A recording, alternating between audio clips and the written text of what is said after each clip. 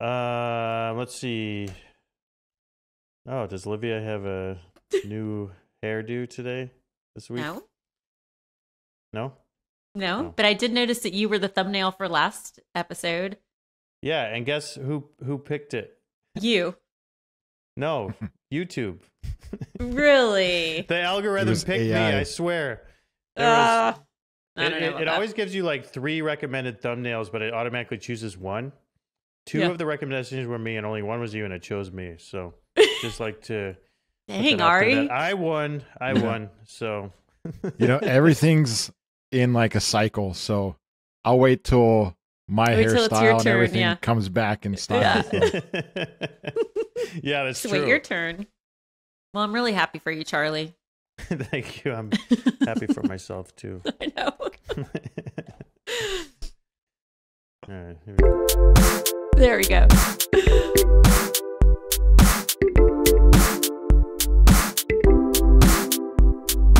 It's another Friday.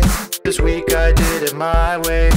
I made lots of juice, and now I feel a boost. Baby say, oh, it's the way I make my juice. Pressing fruits and roots. This week I did it my way. Baby say, oh, now let's have some fun. There is nothing greater than Fridays at Goodnature. Whoop, whoop, whoop. What's up, my juice lovers? Welcome to Good Nature Radio. Bow, bow, bow. This is your host, Charlie Wetlaufer, joined by the two top juice business consultants in the world, Olivia Esquivel and Ari Sexner, in no particular order. Good Nature Radio is a podcast where the juice industry comes together to get help with starting and growing a juice bar, home-based juice business, or cold-pressed juice delivery company. Podcast is brought to you by none other than the world famous Goodnature, the world leader in commercial cold pressed juicers and juice business consulting, 100% family owned company since it was founded by my dad in 1976. To request consulting or leave us a voice message to play on the air, check out goodnature.com/radio. That's also where you can request free consultation with Ari and Olivia to help you with your juice business. And also, if you want to join in on the discussion, head over to the Goodnature Juicing Facebook group, which is approaching 4,000 members, which is pretty incredible. nice. It's a private Facebook group. Just request to join, and we'll let you in. Just search for Goodnature Juicing on Facebook. All right, so let's get into it. This probably won't be a super long episode, but we'll see. Sometimes we end up having really interesting discussions that last longer than I think. Quick updates. First of all, what do we have? So the marketplace, I believe May 12th is going to be the official launch date of the marketplace. So that's exciting. Coming right up. We had to push it back a couple times due to some, how it is, unforeseen issues with web development and inventory and stuff like that. But it's all coming together and super excited about that. So everybody keep an eye out on your inbox for that.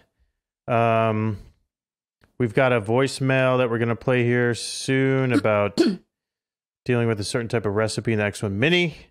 We're going to discuss CMOS, how people are using CMOS in their juice bars to drive revenue and profit.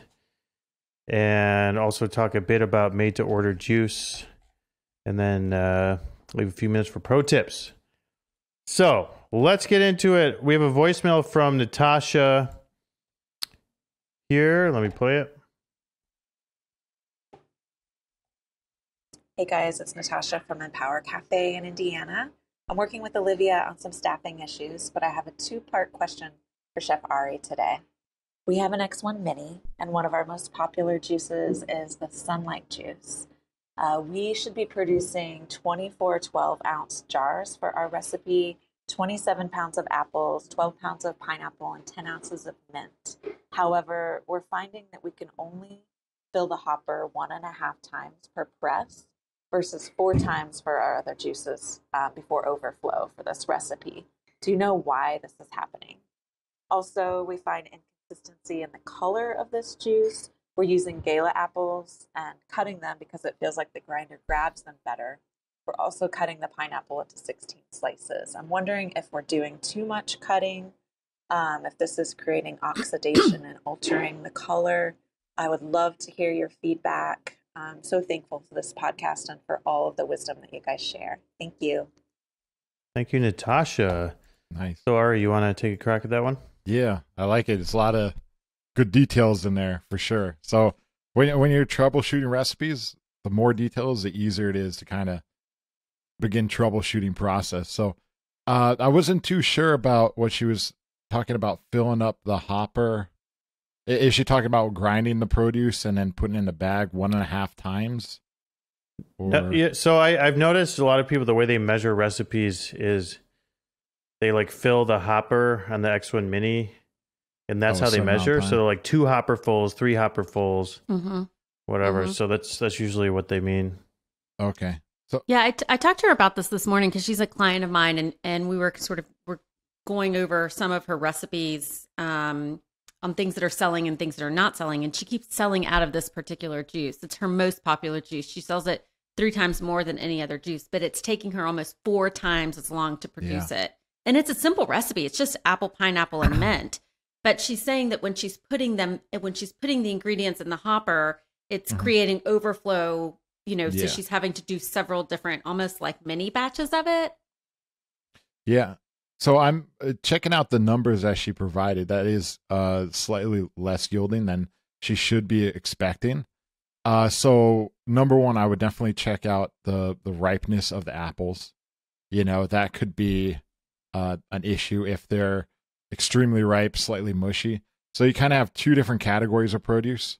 You have mushy produce and then firmer produce, harder produce. They're technical terms.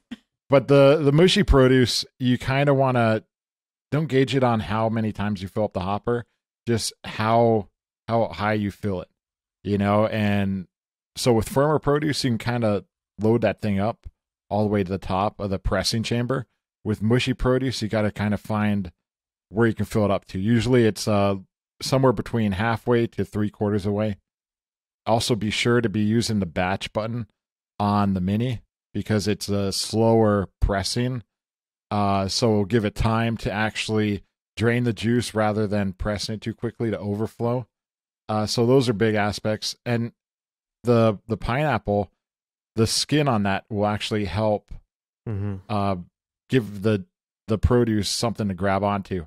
So definitely don't peel it. I think you're cutting it a little too much with 16 cuts on that.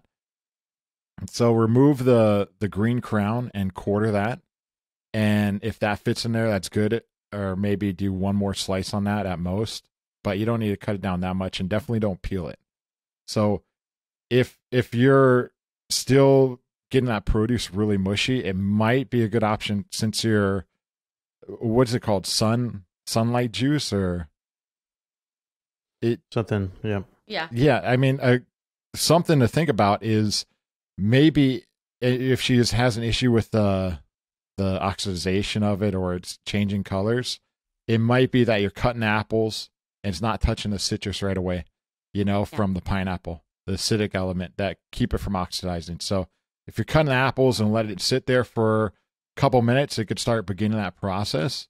So cutting it in half definitely helps processing it.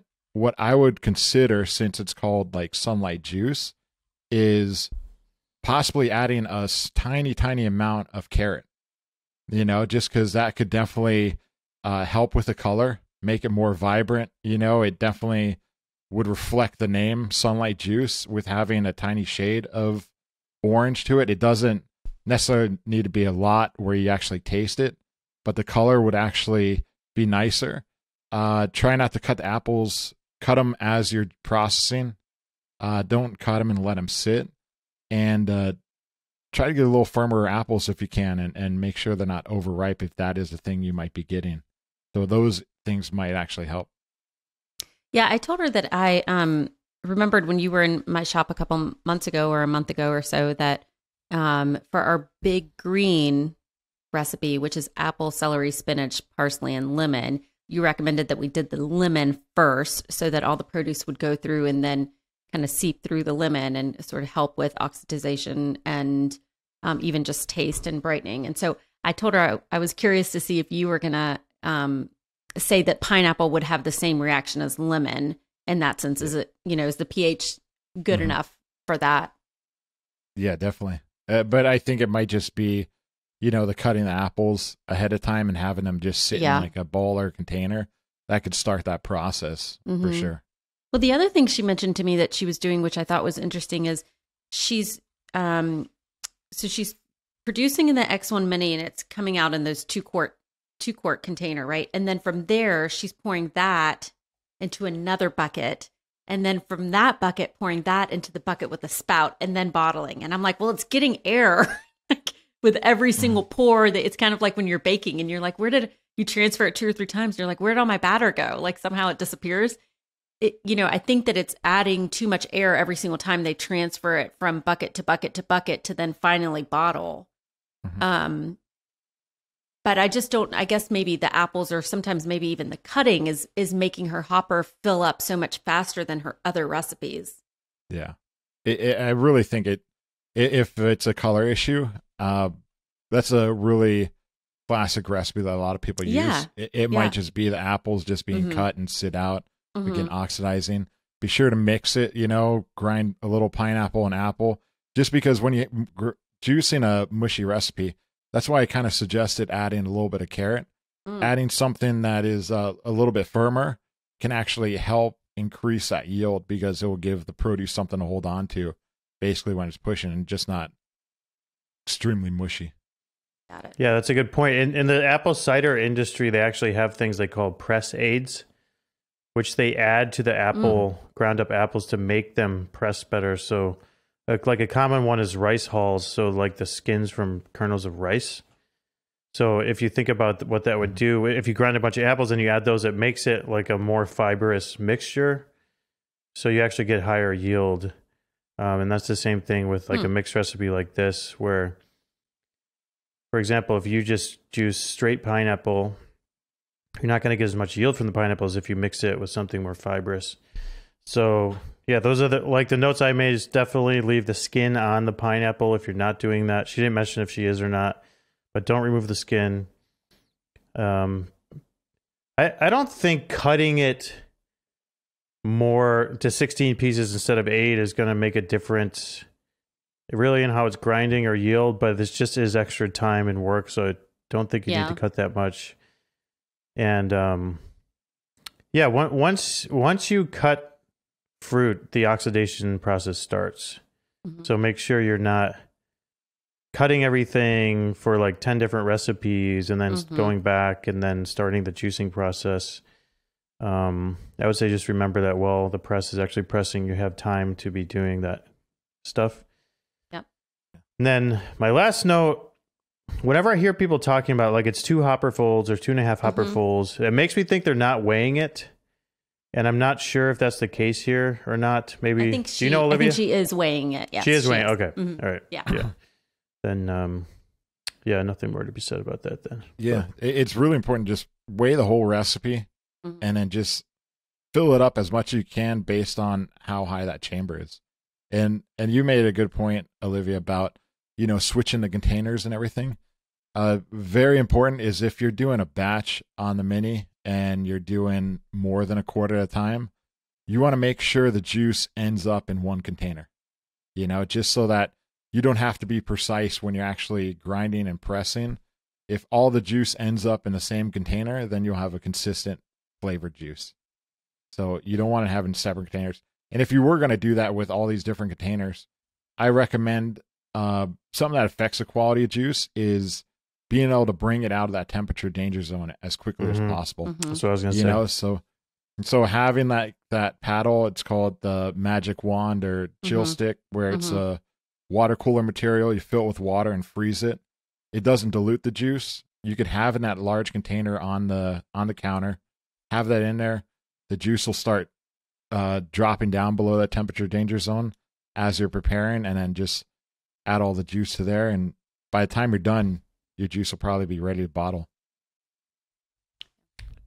Yeah. I thought I had one other thing I was going to mention, but the coloration if you've ever just made pure apple cider, like raw apple juice, you can see it literally comes out clear and then over the next 20 minutes turns brown. So you definitely need to make sure you're, number one, getting the acidic ingredient in there right away. Number two, putting it in the refrigerator, like Ari said. And then that will slow that whole process down. And make sure you're starting with cold produce too. Like the apple should be coming from the refrigerator to slow that whole oxidation process down. Oh, last thing, cleaning the machine also, right, Ari? That could make a difference. If you have some old produce that's already oxidized in the grinder or the press, that will speed this for the rest of your recipes if you're not cleaning that. So that can happen, especially with carrots. Like if people have old carrot residue in the grinder and do another batch of carrots, they don't know why it's turning brown so quickly. It's usually because they haven't rinsed the machine often enough. That's one other thing that could affect the color. Definitely. Okay, we can talk about sea moss a bit. This is definitely a new trending item in juice bars. I've seen it a lot.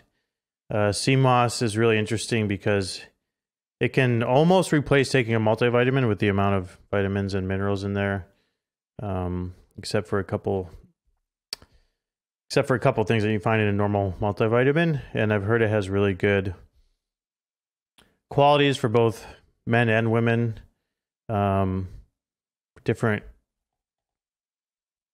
reasons. Well, I took some notes. I can open it up here. So I had a conversation with somebody about it this week, actually, that owns a juice bar called Griffin's Organics in New Jersey. And for men, reported heightened energy, libido, and increased testosterone. And that's because sea moss is rich in magnesium. For women, it helps them balance estrogen levels for the same reason, which can lead to better skin health and increased collagen production. So better hair and nails is one thing they report frequently. So, and also great for fertility for both men and women. So for those reasons seem to be why people like it so much. Like they'll just have a couple tablespoons a day of sea moss gel and the results seem to be pretty consistent. So Ari, what's your knowledge about how juice bars are preparing this stuff? Yeah. So there's, first of all, every time I talk about sea moss, it's always about finding a good quality sea moss.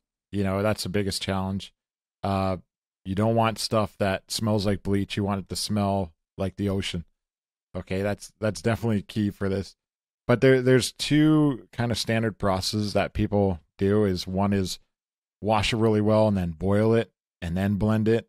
I definitely like the cold process where you wash it really well and then you soak it overnight in a cooler for like 24 hours. Then it softens and plumps up.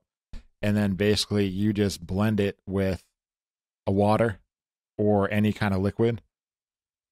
And you have this gel. I like using something kind of flavorless like water just so that there's really no flavor.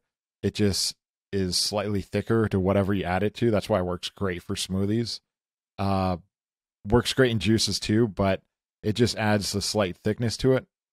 But it's really flavorless though, if you're using the right amounts, like a tablespoon per serving. But it's a great product. You just soak it overnight, blend it till it's smooth, and then you have that product there ready to use. You add to whatever you need. Right. So my understanding is when you purchase it, it's been dehydrated, so it's dry, right? So then you rehydrate it with water and then just blend it up in a Vitamix or something, and it turns into gel. I've seen different soaking instructions though, Ari. Like I've seen some 6 to 8, and then I've seen, soaking for 6 to 8 hours after you agitate it to clean it. But then I've also seen like 24 to 48 hours. Do you have a preference on soaking time, or does it not really matter? I just do overnight, like 24 hours. And I've also seen sometimes they quarter some citrus and put it in there as well. And that's just, I'm not 100% sure the reasoning for that. It might just be for if it smells like the ocean, might get rid of that smell. I've never come across that issue though. But as long as it's like 24 hours, I think there's a rather large window. As long as it's like 12 plus hours, you're good. Yeah, I don't think you can over soak it. It's just going to absorb all the water back that was dehydrated out of it. I think the reason they add fruit is just to infuse the gel with fruit flavor. Mm-hmm. Like you see the gel, like sea moss gel with infused fruit. But here's the most interesting part though for our customers. This stuff is selling for $30 to $40 a jar, and the cost on it, if you're buying it 25 pounds at a time, I've been told is only about $175 to $200. And then so your cost per jar ends up being about $5 and you're selling it for $40. So that's a super high margin product. And you can process 5 or 10 or 20 jars of this stuff and have it on your shelf in your juice bar.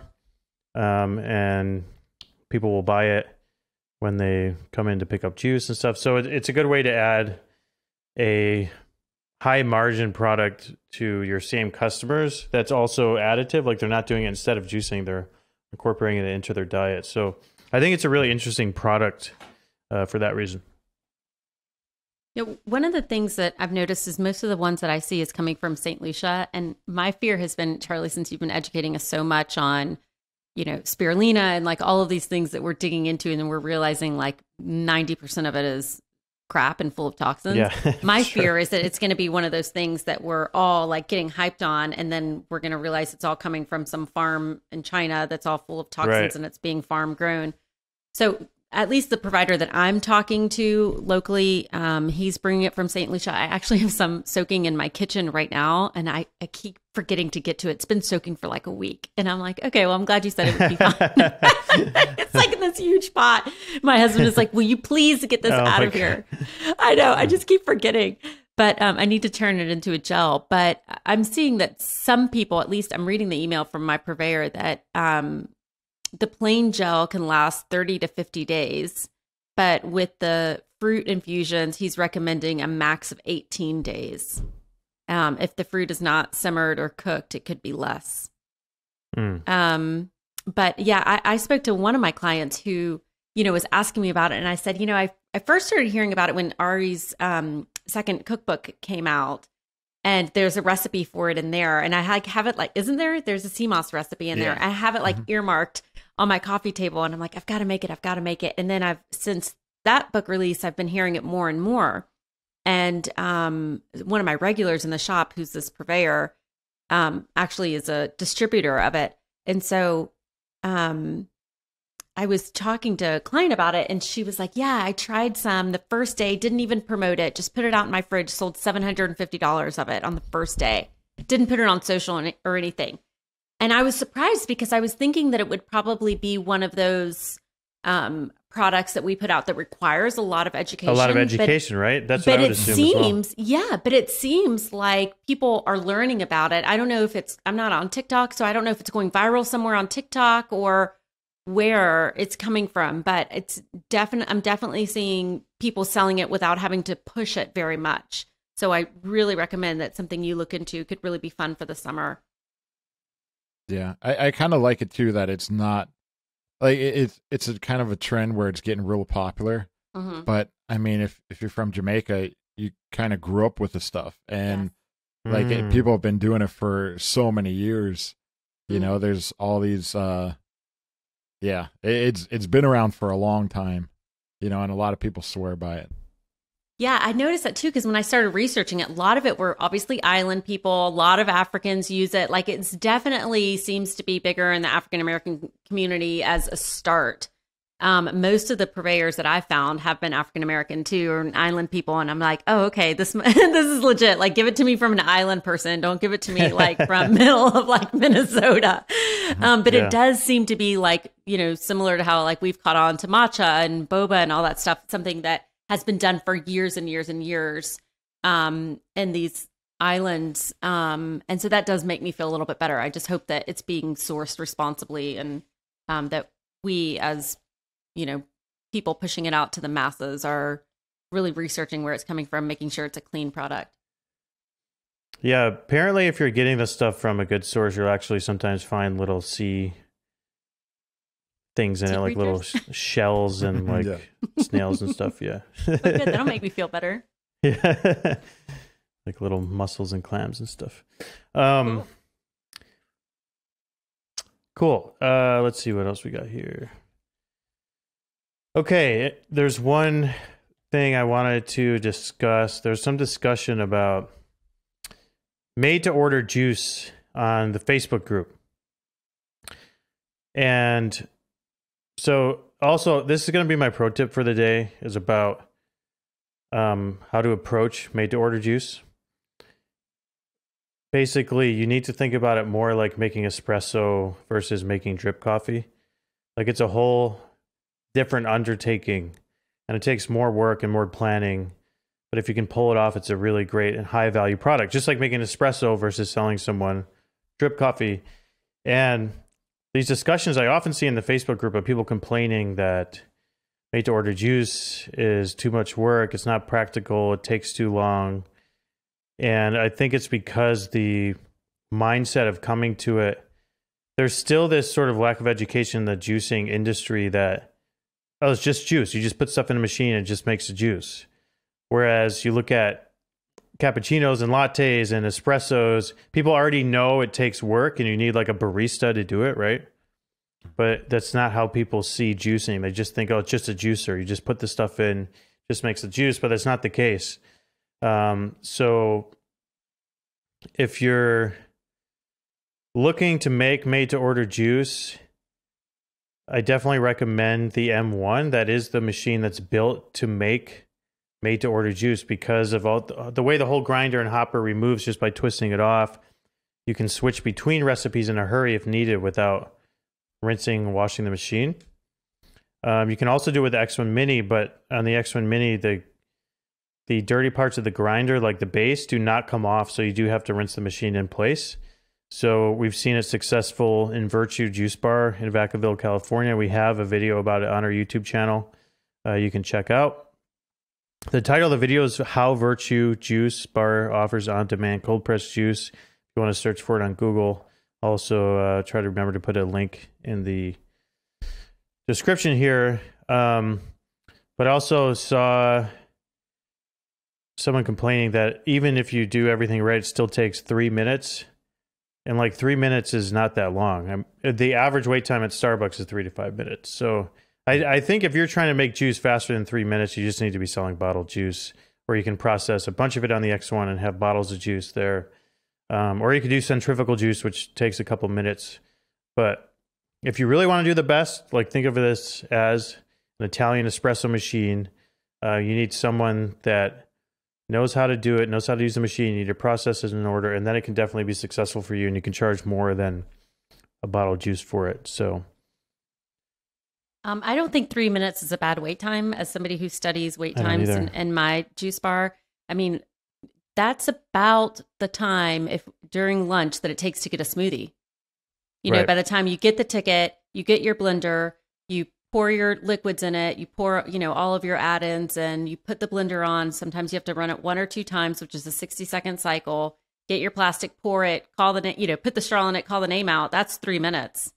So you're right. It's really not a long wait time. Now it can be a long wait time if you have 25 people at lunch trying to order made to order juice, and you've only got one and one. The benefit of having,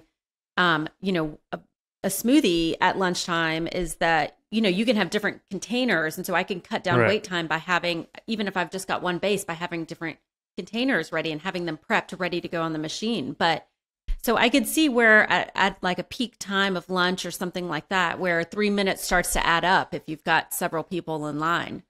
So I For wonder sure. if there is anything that you could do for prep, because for me, it's all about prep. Right. Is So there the anything you can do to prep to help lower at least the switch out of ingredients, or I don't know. Yeah, 'cause I and don't that's have that machine. exactly it's exactly why the M1 is designed the way it is. So you can have multiple grinder sets Mm-hmm. and just take one off, put the other one on, and while you're making juice, people can be washing the other sets in the back or whatever. Yeah. So you don't need to rinse that machine in between juices. So you can really just go through and boom, boom, boom, boom. You can have an extra grinder set, an extra press set, or a few extra sets, and just really turn through the stuff. And that's why it was designed that way. With the X1 Mini, the X1 Mini is more versatile because you can do larger batches of juice. So if you want to make bottled juice and made-to-order juice with the same machine, you can do that on the X1 Mini and not kill your business with labor cost. Like if you try to make 200 bottles of juice on the M1, it will take you 8 hours, but on the X1 Mini, you can do it in half the time or less. And then you can also use it for made-to-order juice. But I think really, if you really want to commit to the made-to-order program, you need multiple juice machines and multiple people making made-to-order juice. Like it or really at least, is like a much you said, bigger... those extra parts, right? Like that's the key. Yeah, in this well, smoothie honestly, world, too. I think like 2 M1s and extra sets of stuff. If you really want to make sure that if 8 people come in at the same time on a made-to-order juice, you can deliver. Right. The other thing you can do is if you don't want to commit to that, you could just do like what some juice bars do. They have an X1 Mini, and they say we do made-to-order juice, but only if you're getting at least 3 bottles, and there's an upcharge. So it's like $30. You get 3 bottles of your custom juice. That way, it's not the expectation like, oh, I just want to order a quick juice. You're actually ordering like a whole batch of juice to take home. And then that's the only time they'll do a custom made-to-order juice, which I think is also reasonable. If people really don't want what you have in the bottle, they really want something custom, you're offering that to them. It's just they need to order more. So I think that also works. But there has to be a lot of thought into the menu. Right. You got to make sure every combination works. Having a custom menu where they can kind of pick and choose, but not complete free reign, because you got to make sure that product's good after you make it. You can't have someone just pick 100% kale juice. It's going to taste nasty and it's going to be really expensive on your end. So you got to be having like guided choices. And you got to think about all the way up to the service part of it. If you have an average customer with just listing all the produce you have that they can make custom, they're going to be like, I'll have a little of that, a little of that. Or they're like, oh, I heard that's good for you. I'll have this. I heard that's good for you. I'll have this. Yeah. What I love doing is making little kind of a made-order recipe card thing on the side. Where you have your bases, your add-ons, your citrus, adaptogens, but have it available so that when a guest is waiting in line, they could start selecting the stuff. You could even have predetermined options for them, but let them start choosing while they're waiting in line, because it would help the process and speed that up quite a bit. Yeah, they could also do, how at sushi restaurants, sometimes you have like little cards where you kind of check off the box of what you want. Yeah. Having them pick that, right, where there's maybe one section of like what the base is, right? And you pick from these 4 or 5 ingredients, and then you add-ons. Because I'm seeing that a lot where people are just adding on, like, like you said, like just crazy. And then they're charging them all the same price. Like all made to order juices the same price. And I'm seeing that also in the cold press world too. Like consults are coming to me and they're like, I'm like, okay, well, tell me about your juice. Oh, we have range from easy to medium to advanced to nut milks and all of these like delicious drinks, but they all cost $9. And I'm like, well, why do they all cost $9? Like that really bothers me from a consumer standpoint. Right. Like even my eggs, like today I bought $3 eggs because I was on a budget. Last week I bought $7 eggs. Like you can't say that all bottles are created equal, whether they're cold pressed or made to order. You have to be taking into food cost into consideration, and then the markup for that. I think it devalues the products in your case or on your menu if everything is one. If you tell me that filet mignon is $9 and ground beef is $9, I'm going to go for the filet every single time. I'm going to pick the most expensive item every single time and get the most for my buck. But if it's, $6 versus $9, then I'm going to be like, do I really need the bee pollen this time? And so it doesn't end up being so expensive from a food cost standpoint, and you're not upside down on your pricing. So I think it's really important if maybe I'll change my pro tip. Maybe this is my pro tip. I really don't think, in my opinion, that all your prices should be the same across the board. There should be a weighted difference between what is in the bottle from a food cost perspective. Jeff, I don't know if you agree or disagree. Yeah, absolutely. And I think that's a beautiful thing about having your food cost figured out. It's because you can be transparent with a guest. Like, why is this $8 and why is this $6 and why is that $10? Oh, because this has this much amount of produce, how much it costs. You know, you're completely transparent, and being able to explain that to them is really valuable. Yeah. So why do you and I think it's valuable. Oh, sorry, Charlie. Why do you think mentally there's this desire to just make everything the same price? I have no idea. I think they think it's easier for what I have heard is they say it's easier for my guests to just know all juice is $9 and then they just pick what they want. I personally love to have, like, I have an enhanced water line. I have, shots. I have milks. I have sort of a whole variety of many of my cold pressed juice. And so what I like about that is when somebody comes in, when a guest comes in and says, how much is your juice? And they look at me like that, like they know it's going to be $11. I say, oh, actually, our prices range from $4 to $12. And it gives them an entry point. And then all of a sudden, this barrier of like, this is really bougie juice comes down, and it gives them an access point to enter my fridge and find something that matches their budget. So for me, I just think it's a relationship builder more than anything. Yeah, I think I think there's two things happening. Number one, people are so used to thinking of drinks as just like this thing, right? Like like if you go to the grocery store and look on the shelf, like all drinks from the same brand are all the same price, right?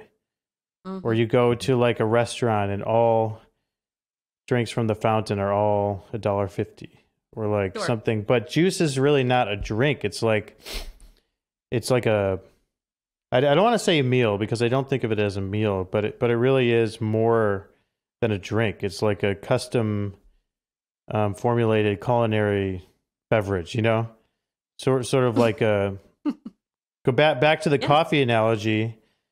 You don't go into a cafe and they're like, all coffee drinks are $4. It's like, no, you want drip coffee, it's this price. If you want an Americano, it's this price. If you want a latte, it's this price. Because the cost is different. And I totally agree that you should be doing that. Also, I think there's a lot of in our industry. I mean, I see in the Facebook group all the time. How much should I be charging for juice? How much do you charge for juice? Yeah. Oh, I charge $8.50. Okay, I'm making all my juice $8.50. It's like the not really understanding why that price has been set. A lot of it too. I mean, not speaking for every operation, but it could be like, okay, I don't know how to do food cost. I'm not going to do the food cost. My competitors sell for $9. I'm doing $8.75. Right. Right. Where you can make. I mean, I've developed menus for grocery stores, and not really high-end grocery stores like the super premium ones, where they're like, people aren't coming in for juice. We need to be able to sell this to the masses. And we need to be able to sell a 16-ounce bottle for $4.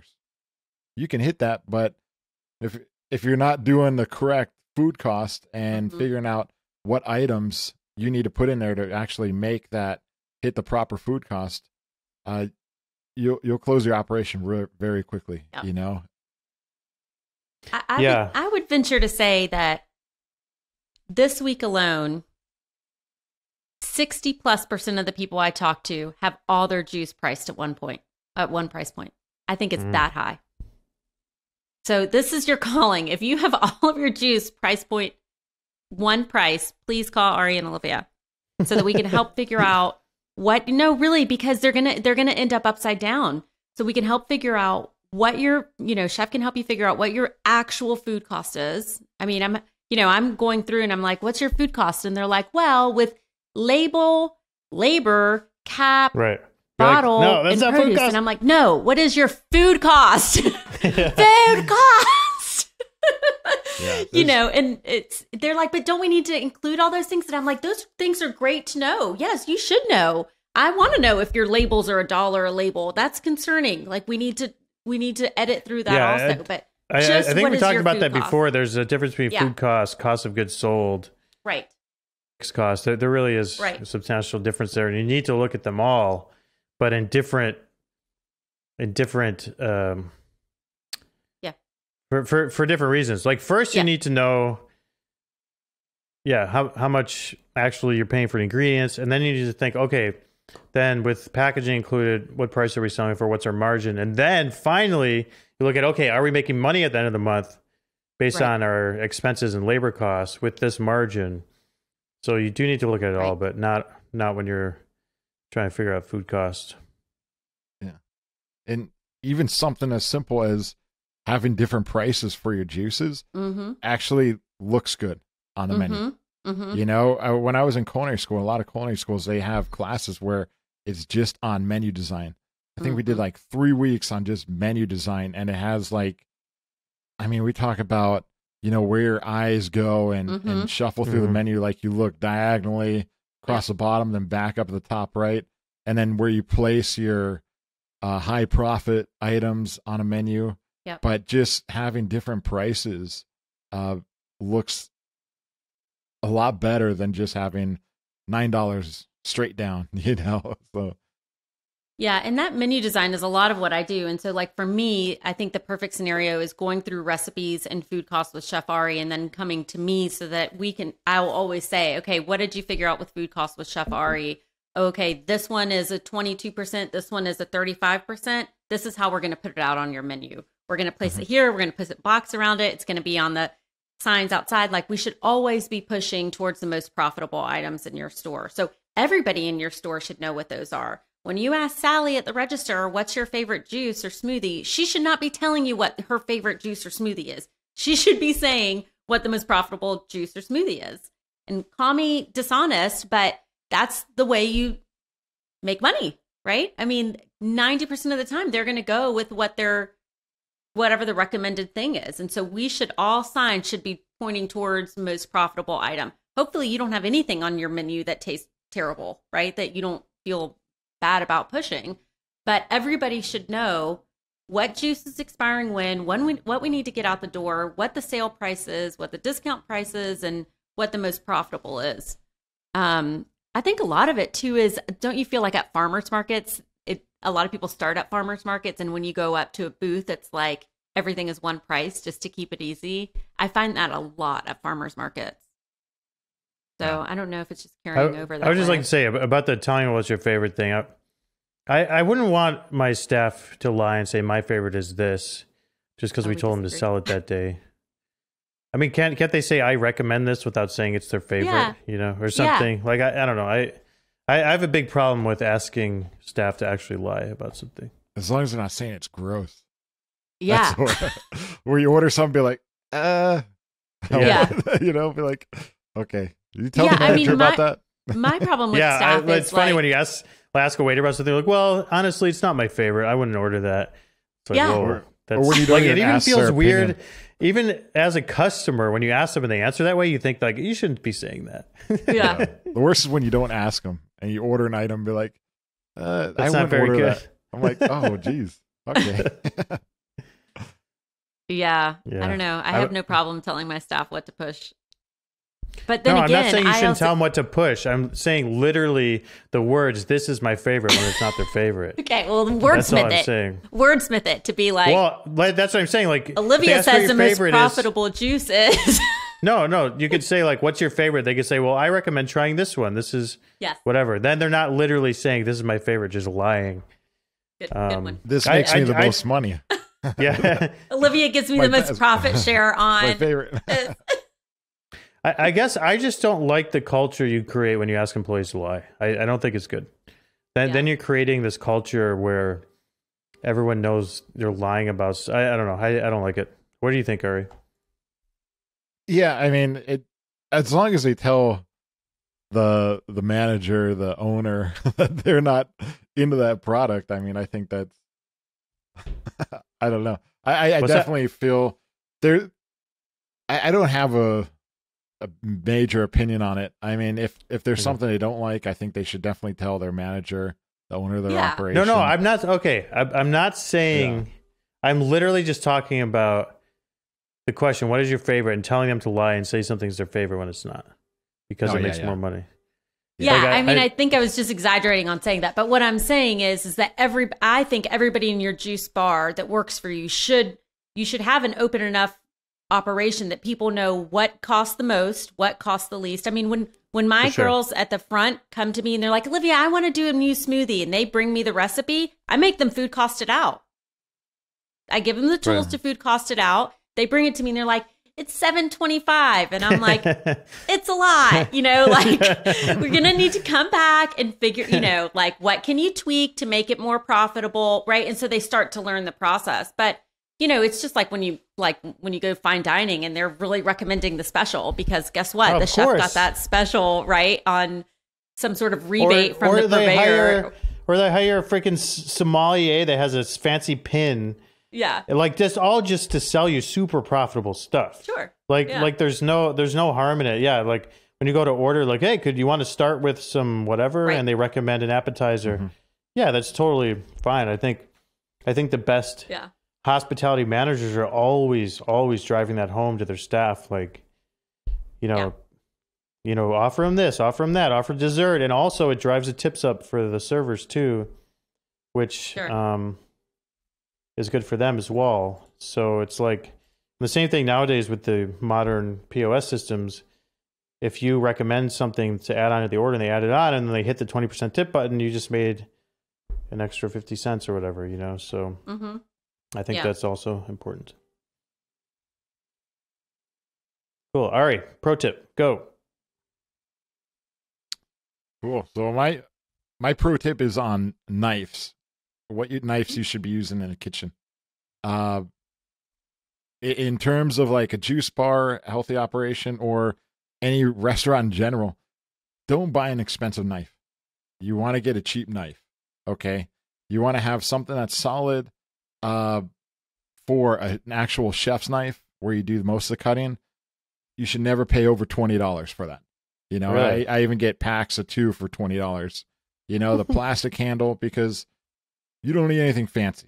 It's extremely important to have a sharp chef's knife. Knives in general, they need to be really sharp. So don't buy an expensive knife, because those expensive knives take a lot of time to sharpen. You need a nice whetstone or sanding stone, and takes like 30 minutes to an hour once a week. For your operation, get like a pull through sharpener. That's another $5, where beginning of the day, you just pull it through once. It's bad for the knives, but it's a cheap knife. So it doesn't matter. Just have one of those, because it kind of shaves off a little bit of the metal, but you'll have a sharp knife and it will last you a very long time. So don't go crazy with the amount of knives you have. You have your chef's knife, which is your standard cutting knife that you'll be using for almost everything. Don't get like Excalibur, like 2 feet long, or just get something standard like 12 inches. I mean, when I Google chef knife plastic handle, a bunch come up $8, $9, and they look like the ones I've used in actual restaurant kitchens. Yeah, it's perfect. If you're really into cooking and you want to have those professional knives, have them at home. If you're in like a professional kitchen, people will have their own personal knives that they bring in and they sharpen at home. But you're just cutting fruit, so always have a good chef's knife that's sharp. Sharpen it every day. Get a paring knife. I also like to have a firm serrated knife. That really works a lot better for cutting certain melons or larger, harder produce. It works a little better, but that's basically it. That's all you need. Like 3 different kinds of knives, cheap ones, stuff you could just pull and keep sharp. I also recommend, if you have those sandwich prep carts, the ones where you lift up the lid and it's got all your produce on there, they normally come with a cutting board. Don't cut on that, because it stains, it gets all the cuts on it. Actually have a cutting board on top of that, and use a actual cutting board mat. Okay, they have these certain mats that go under the cutting board, keep them from slipping. I think there's a company called San Jamar where we usually get ours from. They're a little pricier, like 20, 25 bucks for a mat, but it'll last you forever and it'll keep the cutting board from slipping. So that's kind of my pro tip for today. Nice. Yeah, I think it's very common for non-trained people to be using very dull knives in the kitchen. And it becomes hard to do anything, even just like cut the peel off an orange. If that knife isn't extremely sharp, I think you end up wasting a lot of fruit because you can't. You know how when you cut the peel off citrus, you have to go around the perimeter, like in a curve, and you can only do that with a sharp knife. A dull knife, you have to push really hard and go straight down. You just end up wasting so much of the orange or lemon. So I think that's a great it's dangerous, and it could actually cause the oxidization too. You know, with a dull knife, when you cut herbs or anything really fragile, if you use a dull knife and cut them, they're going to bruise and wilt right away. If you have a sharp knife, it'll stay fresh a lot longer. Awesome. All right. Thanks, everybody, for another excellent podcast. What about my pro tip? Oh, earlier you said that was your pro tip. Okay. Well, I have another one. Great. I kind of want to share my other bonus pro tip. Sorry. First time ever. Bonus pro tip.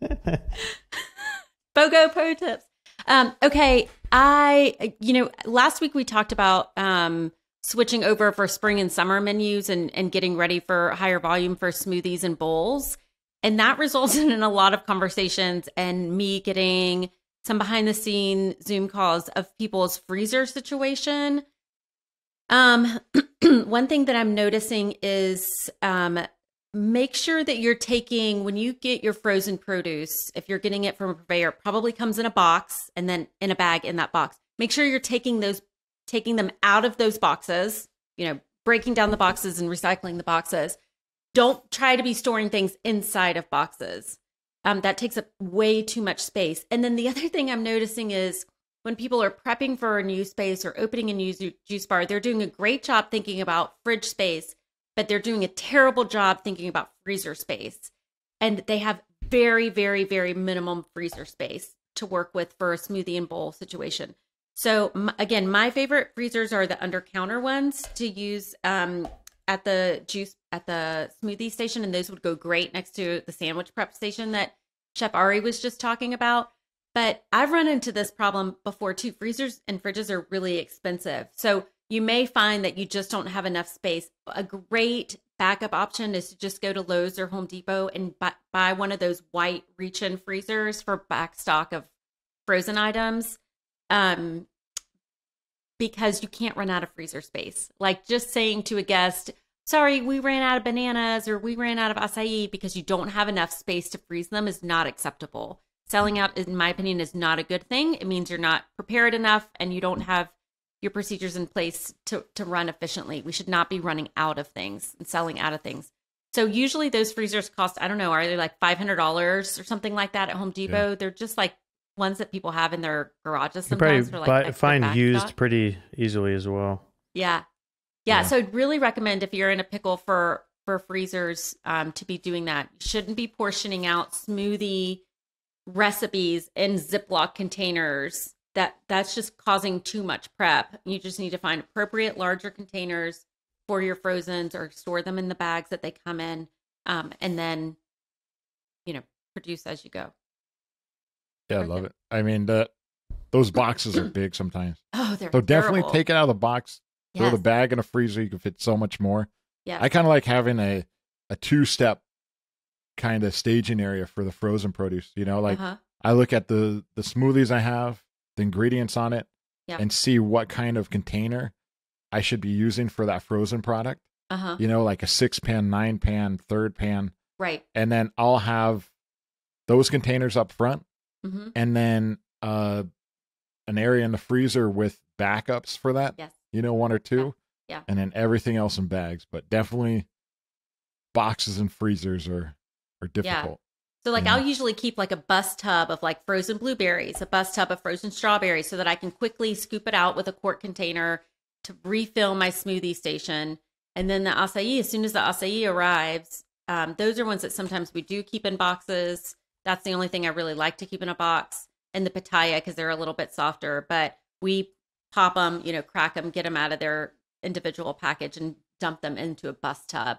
So you shouldn't be cracking acai opening it out of a container per recipe. It's part of your prep work. So if you need help with prep, let us know. But will really cut down on your ticket times a lot. Great. All right. Just a reminder, if anyone wants to ask us a question, head over to goodnature.com/radio, or you can find us in the Facebook group. Thanks, everybody, again for a great episode. See you next time. Bye, guys. Peace. It's another Friday. This week I did it my way. I made lots of juice, and now I feel a boost. Baby say, oh, it's the way I make my juice. Pressing fruits and roots. This week I did it my way. Baby say, oh, now let's have some fun. There is nothing greater than Fridays at Goodnature.